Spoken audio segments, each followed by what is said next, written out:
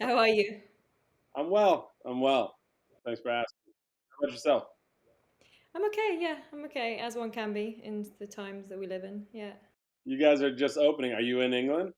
No, I'm in Portugal, so we're a bit behind England, but it's just starting to feel like we're opening.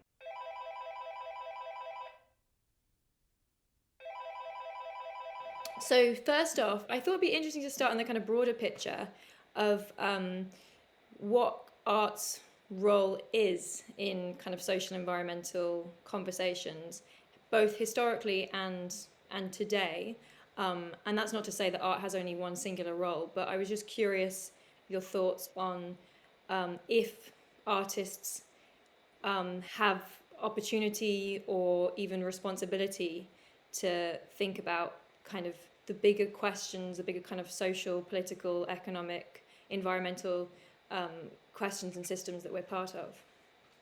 No, it's actually a really good question, and art's role is something that I think we consistently debate. But I think it always comes back to something for me that the filmmaker Kurosawa, who I'm sure you know because of both of our shared interest in film, suggested, which is that the artist's job is to never avert their eyes.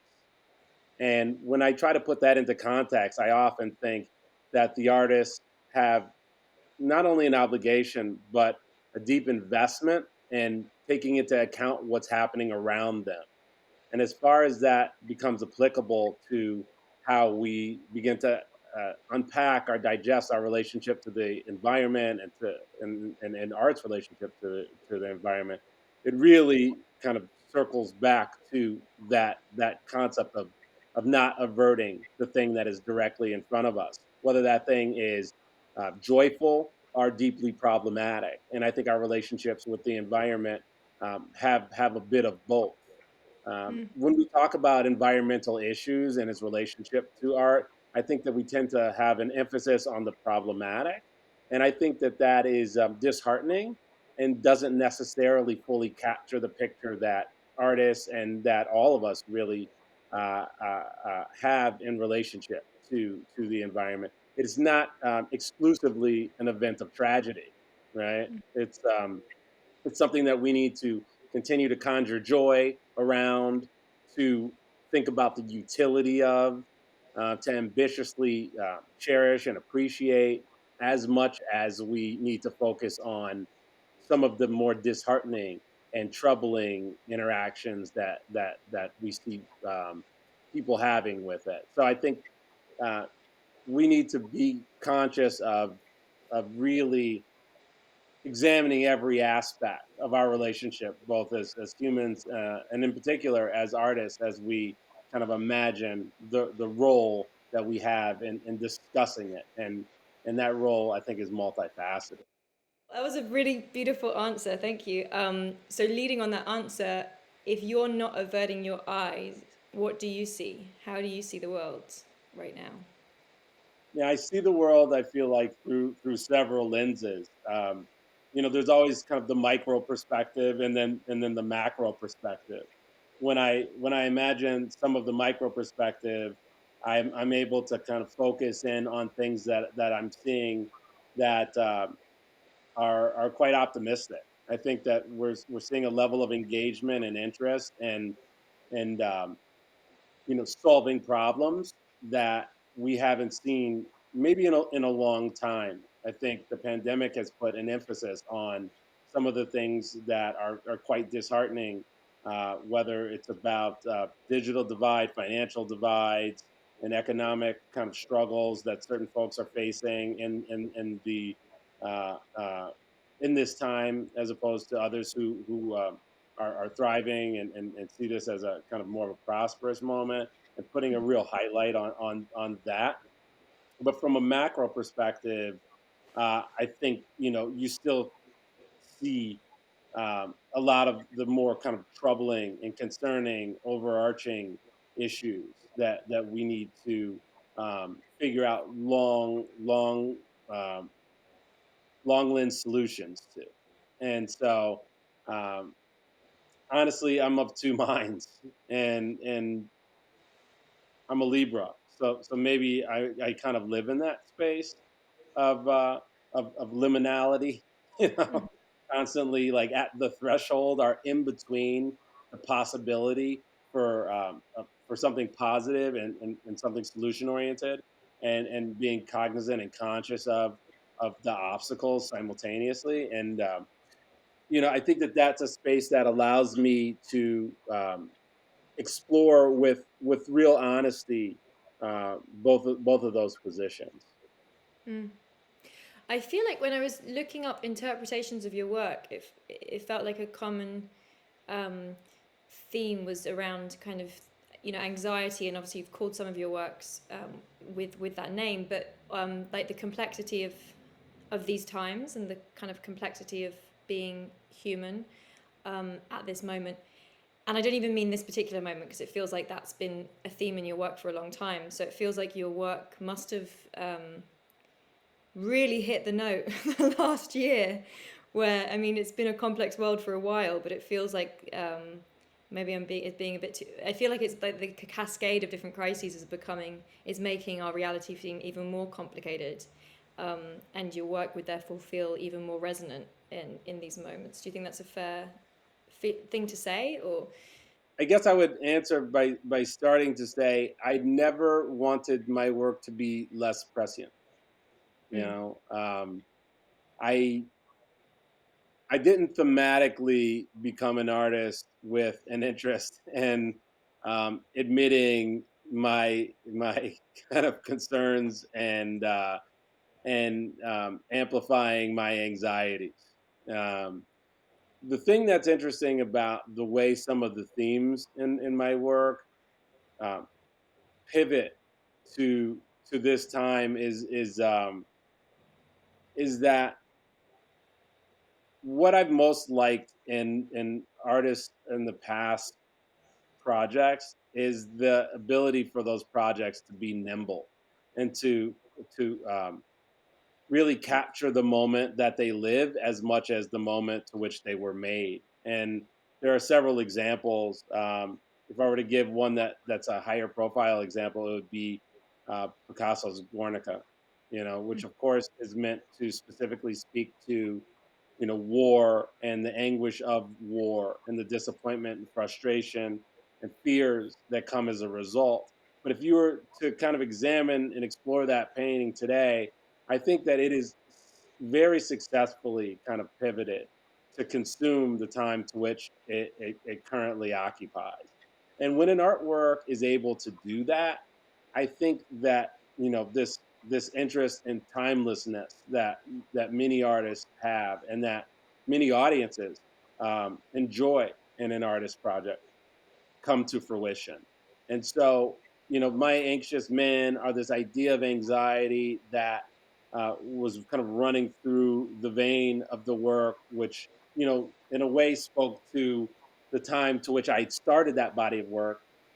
It's agency and ability to kind of pivot and consume this time, ideally for me speaks to um, its effectiveness, but at the same time, it's quite humbling to even think that the work has that kind of that kind of ability to kind of capture the thinking or the emotional spirit of a time. I'm not positive that that was ever my goal, and if it is the reality, then I guess that's interesting. I kind of at the same time wish that my position was maybe more joyous to begin with, than yeah. and the work was pivoting to capture that more so than some of the dangers and toxicities and frustrations of this current period. Yeah. I mean, in a weird way, it would be great if it became more redundant, right? That the Yeah, the I mean anxiety. it is what it is, right? I mean, we can only kind of work in the times that we work, and our projects, whether they live in film, whether they live on canvas, um, you know, if they're not inherently discussing are in some form of negotiation with the time to which they exist and are being produced, then there's a dishonesty in them Hmm. that I'm not sure I have a lot of tolerance for. And that doesn't suggest that that works should be didactic. I think that there's also quite a danger in trying to address something as it's happening. And art in particular is oftentimes a horrible vehicle at capturing like a specific moment as it's happening, because art is kind of a historian's medium. It's kind of a medium that is so dependent on canonical histories and antecedents, things that happened previous to it, that it oftentimes, when you try to make it relevant at any particular moment, it just comes off as docile or didactic or unsophisticated, to be Hmm. honest. Is there a gendered element to anxious men, or is that just because you're a man and it was reflecting your experience, or do you feel like there was any commentary around um, the male experience at this time? Yeah, no, that's a great question. I never intended for them to be gendered. Uh, I meant when I called them anxious men, I meant that you Like, know uh, they could have just as easily been called anxious humans. yeah, Um, I guess because I'm a man, yeah, yeah, uh, yeah. I did call them anxious men. I never really considered them from a position of race or from a position of gender. Uh, Hmm. but inherently, we're going to follow the path of the producer of something, and we're going to always imagine that in some respect whatever we make is a reflection on us, and the things that identify us and our characteristics. But yeah, it's really interesting because that was never like fully my goal. um, but maybe I'm being dishonest. I mean, maybe they were self portraits. Maybe everything is a self-portrait, right? Maybe it's inescapable. Yeah, Okay, I was just thinking that because of it just coincides, right, with a rise in it feel that, and I'm not saying this is at all maybe conscious, but there has been a rise in discourse around kind of like the experience for men, as has been like kind of the growth of feminism and gender equality, where that's left men in that picture or how men have moved in that picture, is an important conversation, I think. I know your work also touches on fatherhood, which is connected to that too. Um, absolutely. You're spot on in the importance to kind of think about the relationship that men have to traditional kind of themes of masculinity, and those are things that I'm totally interested in challenging and pressing myself against. My mother's a feminist theorist. She wrote a lot about post-colonial feminist theory, in mostly Nigeria and others, sub-Saharan African countries, and so it's something that is always kind of on my mind. The role that gender plays, the expectations, and the frustration that um, certain folks have in understanding um, what our roles are, what they can be, and how flexible they probably should be in a more modern world. totally. What do you feel like your work around fatherhood was seeking to explore or say? Yeah, fatherhood has had an incredible impact on me. Like, it's just, there's been a significant impact on my work and how I see the world and what my expectations are. Uh, I often saw when our child was born, my wife is an artist as well, that people would ask her, what impact is motherhood having on your work and on your production and your process. And I remember kind of noticing the inherent sexism in the question, Mm-hmm. and becoming so aware of it, not necessarily wanting to kind of press myself into it, but also kind of feeling like, why wouldn't you ask me? Mm-hmm. Like, if we were to really discuss, what our roles are. If you're to not um, specifically identify my role, right? If you're going to take me out of provider and protector roles, like what are the psychological ramifications for me and fatherhood? And those were things that were really interesting to me and that were serious questions. In particular, and it's this is kind of unfolded over several years, but having a mixed race black child. My wife is Middle Eastern, so he's Iranian and African American, and having to kind of what becomes interesting, and I think every group has some negotiation with this. In particular, disenfranchised folks are folks who have faced other obstacles, and those of course include women, people of color, uh, uh, uh, uh, people who are able differently, etc. But having to explain the potential obstacles to another human being makes them so complicated and so real because we've become so accustomed to um, changing our lives to make space for those obstacles and a familiarity with them. They're not present every moment of our lives, but explaining to someone else that they are going to face these obstacles, that they, as a woman, have to be conscious of certain things that their male counterparts are, that they, as a young black man, are going to have to be conscious of certain things that other folks in their community are not. And the same goes kind of down the line. Pick the space to which you occupy that makes you a minority or in any respect disenfranchised. And you can imagine that conversation, and that changes someone. Mm. And it really had an incredibly profound impact on my thinking and my work. Through having conversations with your son.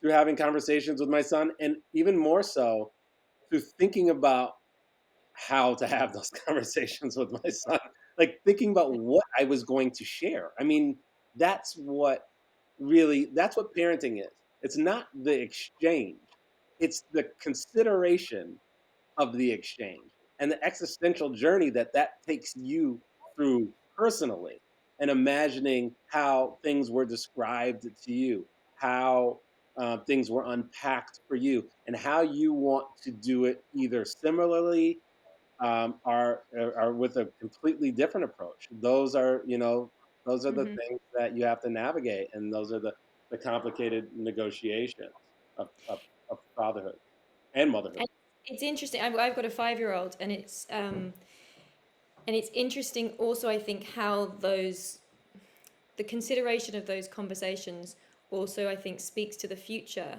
that we both expect and fear and hope for, right? Because if we're super optimistic, then we can also be preparing our children for a future that maybe has less of those obstacles. And also when it comes to the climate crisis, a less scary climate crisis, um, versus, how much do you, yeah, like, I guess, how do we anticipate the future into which our children are inheriting it, essentially? Right. And how do we prepare them for it? I mean, I wonder for you, as someone who is, really on the ground and really conscious of the role that kind of the climate crisis is potentially going to play in our children's future. Like like how much of this do you share with your is it son or daughter? She's a daughter. I don't share that much, if I'm honest. I think I try to share a like love of the earth, but that I would just do naturally anyway, right? Because I just do love flowers and love animals, Of course. and a conscientiousness around where things come from. I try and teach her about, just being mindful of like where things are made, and like the animals and humans behind the different things we use, the energy that goes into them, waste, and like minimizing waste. So I'd say more on a kind of maybe value level. But I try. I don't feel like talking to her about the science, or the kind of big scary data stuff is very helpful. There's nothing she can do. She's 5 years old. It's probably just gonna be scary. She needs to enjoy her childhood. Yeah, What about and you? that's the thing that's complicated, right? Is we want to make space for them to enjoy their childhoods. We also want them to be aware of some of the things that are coming forward and to be conscious, positive contributors without, mangling their perspective. I mean, And it's to a realize healthy. like like to recognize privilege, and to realize how privileged living in, in Portugal and advanced economies, that there are certain privileges that we have, and yet not making someone feel guilty about that. I don't know. It is a really complicated picture. Yeah. It really is, because we do need to make our children conscious of their privilege. There's no question about it. And when we don't, then they're bound to not have the kind of awareness that we expect for them to have. Those things don't come inherently. I mean, they have to be introduced. They have to be taught. And now we're getting to kind of the point of why I had so much anxiety as fatherhood Yeah, came yeah. to being, the next kind of really a significant step for me, and why and how I started making that work on top of other aspects that both, the political landscape globally, climate crisis, crisis at several borders, which were, at the time of me starting to deal with some of the issues that my work has dealt with, which is escapism, anxiety, fear, and joy. And I don't want, and humor, which I don't want to take short shrift either. But yeah, those were the backdrop for and continue to be the backdrop for a lot of the things I make. I was interested actually in the theme of escapism, and because I feel like that also is really relevant to this conversation in terms of how much we confront the challenges and the kind of reality within which we are operating versus we escape from it. Apparently, the books and the films that are doing really well in the last year, a lot of them are like fiction novels and fantasy films, which kind of makes sense, right? That in a crisis, many people want to escape, and and I also came across when I was looking at your work, that one of you, if this is correct, I don't know if it's correct, but one of your works had been referencing Afrofuturist philosophy, yeah, of escapism in defiance of oppression, which I just thought was such a kind of, yeah, powerful statement. Could you maybe speak a bit to that? I mean, escapism is something that can be seen in a couple different ways.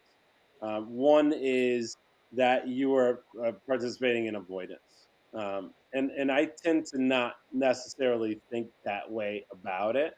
I think that there's something about escape and something about escapism as kind of,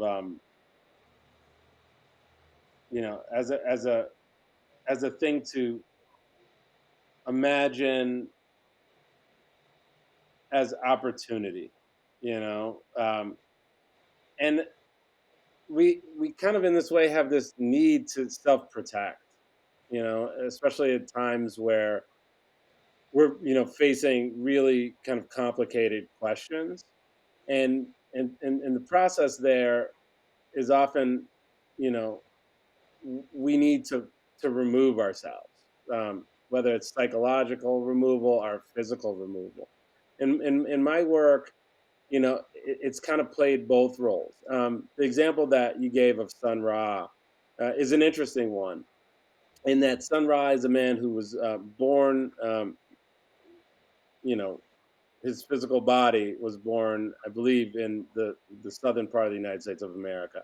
At a certain stage, he declares that he was from Saturn, right? So um, the physical world, or his level of engagement with it, had become problematic to the point that, as almost an activist gesture, he imagines that he is from a different um, planet.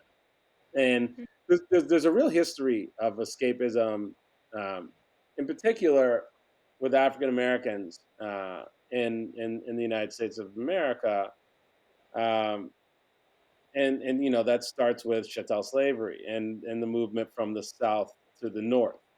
It Hmm. extends into a position that an activist like Marcus Garvey had taken, where he suggests that African Americans could go back to Africa, right? And you have this kind of back to Africa movement in the 20s that's framed by the Harlem Renaissance and this new kind of set of kind of aesthetic and ambitious and critical and kind of concerns in African American communities in Harlem. Um, then maybe can extend it into someone like Sun Ra, who then you know imagines abandoning his actual origin story for one that's fabricated. But if you want to call it fabricated, I don't know how people imagine Sun Ra are his actual Saturn story, uh, leading almost to a writer that I've referenced in the past who won the Booker Prize, the first American writer, I believe, to win the Man Booker Award. It's a guy named Paul Beatty who writes a book called White Boy Shuffle, where he suggests that African Americans should just commit suicide as a way of getting off of the plantation. He does this with a tremendous amount of humor, so it's not as tragic as it described in that one liner. But that sense of movement and that sense of consistent movement and ambition to to see a different light or to fly away is for me it's quite optimistic, and it's quite radical. The idea of escaping a set of circumstances or a situation, whether it be physical, psychological, in its conditioning, um, that is a sign of the kind of change that I think is quite complicated and interesting. Um, does it have the same kind of power and impact of stay and fight? Maybe not. Is it frustrating to people to imagine that escape or running um, can be a proactive engagement? That it can actually be a solution that is kind of looking at a problem and realizing a way to solve it in by turning your back to it or removing yourself from the circumstance or condition. Um, I, you know, I don't know. It also seems quite utopic, which I like, you know, like Yeah, moving to utopia. I think it is. Look, I think it all is for me is powered through a position of optimism. Um, Mm. I am inherently quite optimistic, and it's something that I've almost had to come to terms with, because you grow up in this world of deconstruction, in this world where we're basically taught to deconstruct and to pull things apart, which feels kind of like it's like a negative experience, right? To deconstruct, to take things apart, but I see it as a positive, you know, and that escapism and the kind of utopia that you're suggesting are the removal, are finding joy, are finding peace in other spaces, are looking to the spaces, are pivoting your body um, to to look at something that's beautiful, right? Because you can always pivot to look at something that's ugly, but to pivot to look at something that's beautiful and to pause and take into account that beauty or that thing that you appreciate, and to give that as much attention as you give the other thing.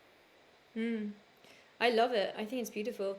And I feel like there's been a kind of um, backlash in recent times that's growing ever stronger against, woke culture, for want of a better phrase, that it's too negative or it's too fixated on the problems and the negative. Um, and and I love that idea of carving a space that is not that is still activist in its own way, but is optimistic. Yeah, that feels important. I was actually reading about an artist the other day who used love as a kind of worked with the concept of love as a political action, that just like demonstrating love is a way to resist every other force that may exist that you don't agree with on the planet. I love that concept, and I just really see the value in it. Maybe it's because of where I am in life. Um, it also probably is informed by fatherhood and other aspects of um, growing maturity maybe in me. But love is central.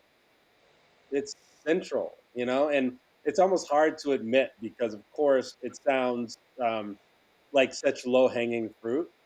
Mm-hmm. But you know, it's the answer. And I tell my son consistently, if you were to meet him and ask him what's the most important thing, I would hope that his answer would be love. Oh, And okay. that's what I've told him a million times over, is that the way we change the world is through love.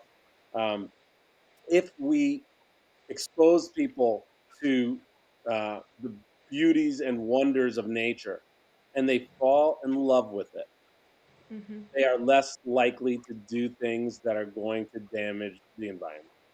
If Mm-hmm. you introduce people to people who don't look like them, who are from different backgrounds, etc., and they fall in love with them, they are considerably less likely to do things that would negatively affect people who shared characteristics with the person that you love.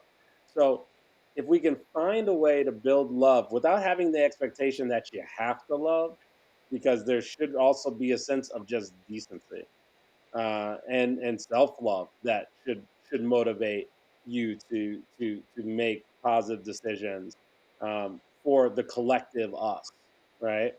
But love is like, I couldn't preach it enough, to be honest. You know, and it sounds, of course, quite simple, but it's not. I think it's really the most complicated and most rewarding thing that you can kind of begin to digest. Well, maybe that solves our parenting questions of like, rather than focusing on the problems that we have to teach our children, that we put as much emphasis, if not more, on the positives, right? Like love of nature, love of others, etc. Yeah, I think if we do put an emphasis on that stuff, we're teaching from a position of love, something that people want to embrace, something that people want to learn to appreciate. Someone told me once, and it was actually a line in a film that I made a few years back, Native Son, and we put it in, and we were talking about why people voted for Donald Trump, and this guy was from southern part of the United States. His family all voted for Trump. I said, why do you think that they did it? And I didn't come to it critically. I just asked, I wanted to know. It was a genuine question. He said, some people are motivated by love and other people are motivated by fear, you know?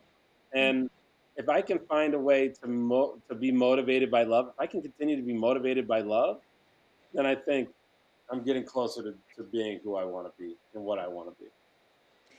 And in terms of love of nature, is that in any way why you often bring kind of plants and organic matter into your work, or what's your thinking with those installations? Very much so.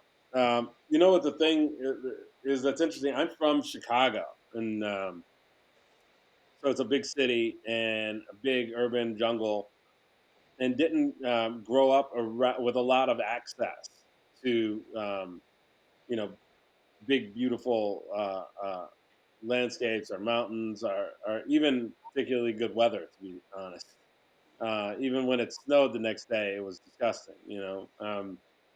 I'm from London, so it's not a Yeah, dissimilar story. yeah, But yeah. It's the same, if not um, rainier. Uh, so those little pockets, those little moments of serenity that come through engagement with nature in these kind of micro spaces, meaning that you planted something, you watched something grow, you were part of watching that thing grow. My first trips into the countryside were really, um, mind-boggling for me. Being in nature, understanding it, having some perspective, going to the mountains for the first time, like all of those things really had such a significant impact on me. And what have learned over the few years that I've used plants and organic matter in my work is that, and I've shared this anecdote before, but they will walk over a homeless person on the street, come into an exhibition of mine where plants are used, and demand to know who's going to water the plants because they care. You know, they show a sense of empathy and concern for these things that I've brought into these spaces, and it's kind of unequivocal. Everyone loves to plant. Like no one has beef or are expects that those plants should take care of themselves. Hmm. So they have this inherent empathy for them. And once empathy enters the room, which I've said in the past, it really does a lot of work. It just changes the environment. It changes what it feels like and how people interact and how they engage and how they see each other in those spaces. But the opportunity to kind of elicit an empathetic reaction is one that I think um, really drives my interest in those materials, and to speak to care and maintenance and how things matter. I just got such a clear visual as you were saying that of of having a watering can in the room. It'd be quite interesting to see if people pick it up. Yeah, and then try to take care of something. Like our inherent nature to live and let live, and to nurture. You know, becomes really apparent when people come across works that I've made that that have organic matter, and that you have the expectation that they should be cared for. Hmm. And tell me about your work for Earth Day and the print you've made. Yeah, what was the process that went into that? And can you tell me a little bit about the organisations that the work is supporting?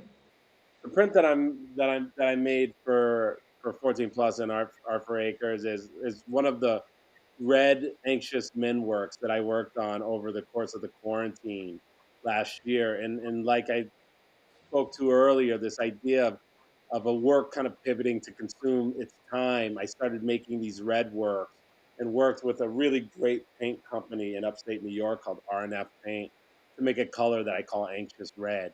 And so that color kind of inspired this particular work, and that body of work really kind of speaks to the urgency and some of the kind of trauma that I think accompanied 2020, whether you take into consideration uh, the coronavirus, and the impact that it had on all of us, the election in the U.S. and everything leading up to it, and subsequent, uh, as well as the reckoning that we were seeing around race, and kind of re-exploration of concerns around how we, and in particular, people in power negotiate that power with folks who they need to share space with. So all of those things, I think, are framed in a print like this red anxious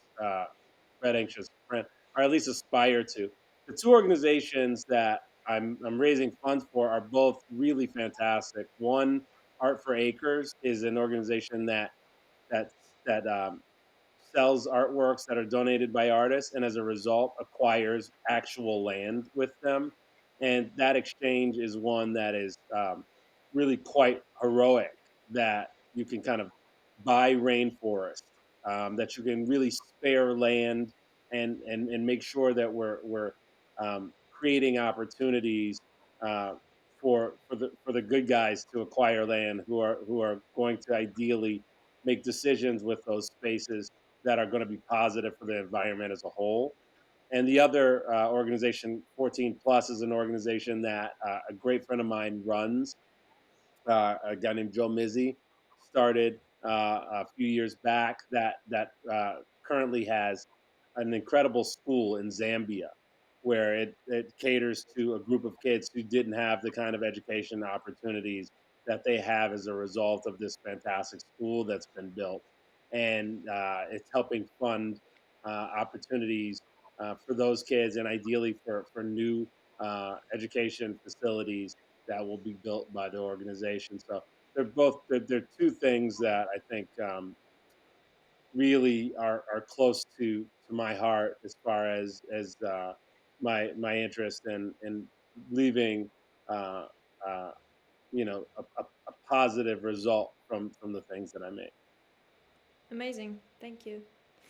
And the last question I wanted to ask you is about kind of the art world's actual kind of carbon footprint.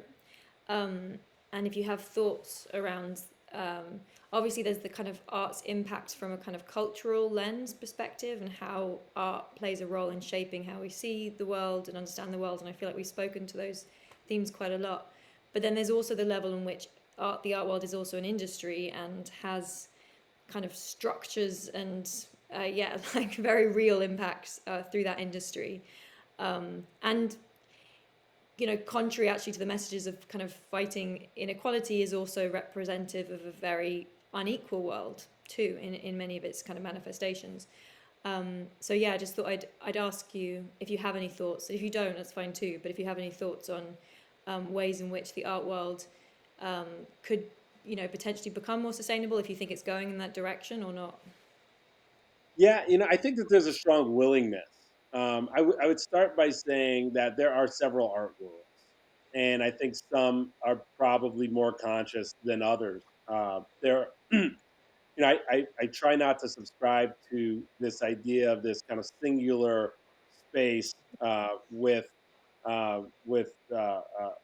you know bearers of value at the top who get to dictate to the rest of us. I think that there are folks in the art world that I think it's most expected that I would consider to be the art world, which is you know um, includes a lot of institutions and contemporary art museums and galleries, etc.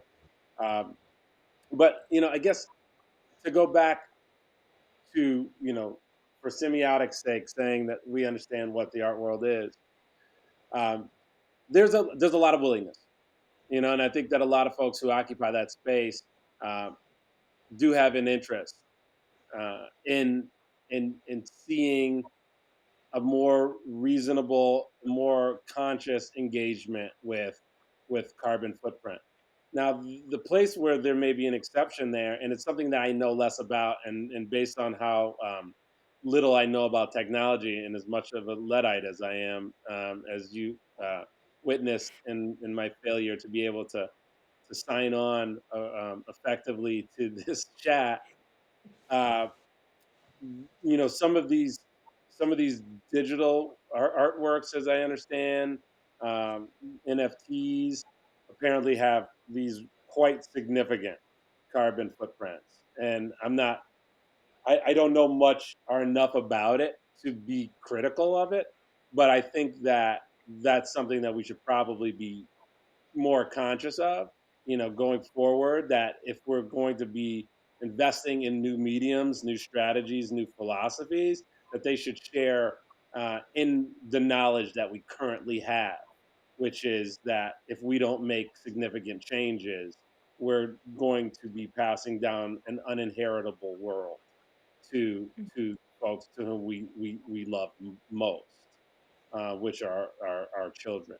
And so the thing that's frustrating to hear is that there are new strategies for art making that are coming to fruition that are not taking into account all of the things that we currently know are troubling. So I hope that the art world can band together to consciously think about our next steps being ones that consistently are invested in problem solving more so than in creation of more toxicity and more problematic engagement with the environment, etc.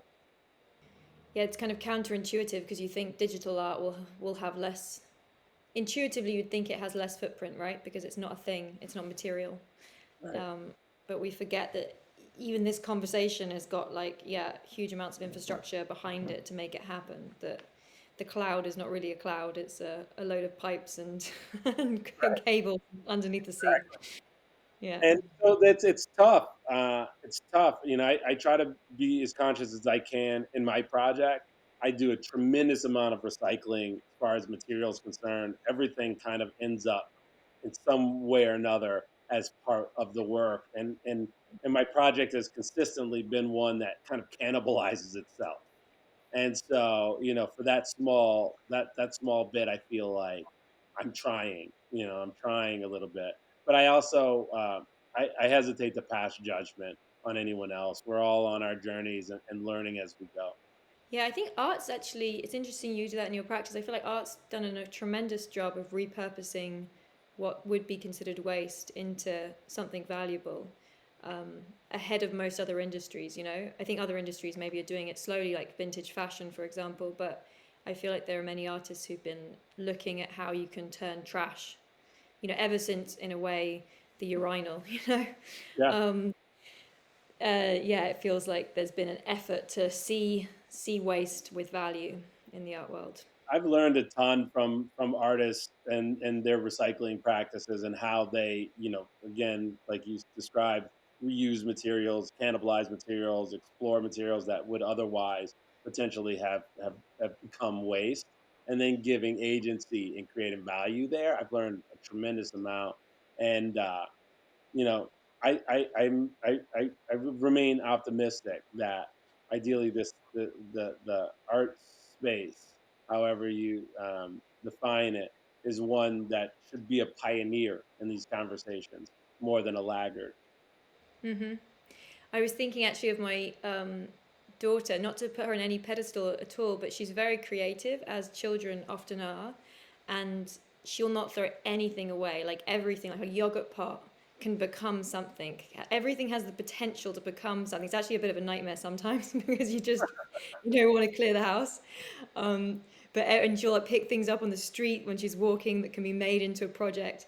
And I think that's the spirit, right? That artists continue to foster as they grow up and become adult is a way of seeing the world. I'm not saying all artists, but many artists, seeing the potential and the possibilities in things that might otherwise be overlooked or discarded.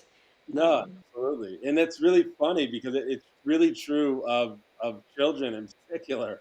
Is this mhm. real ambition to kind of give anything that they find multiple utilities, and to use them to affect games and to draw and to be paperweights and to be something to admire and something, it's really quite fascinating to watch that exploration. And there's a lot that I think the rest of us can learn from that. It's a really great Yeah, point.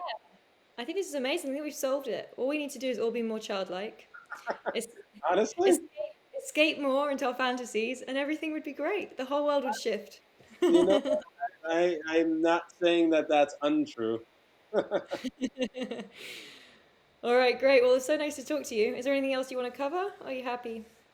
No, I'm happy. Thanks, Lily. It's been great to talk with you and to I look forward to reading your book. Oh, yeah, I'll send you a copy. I would love that.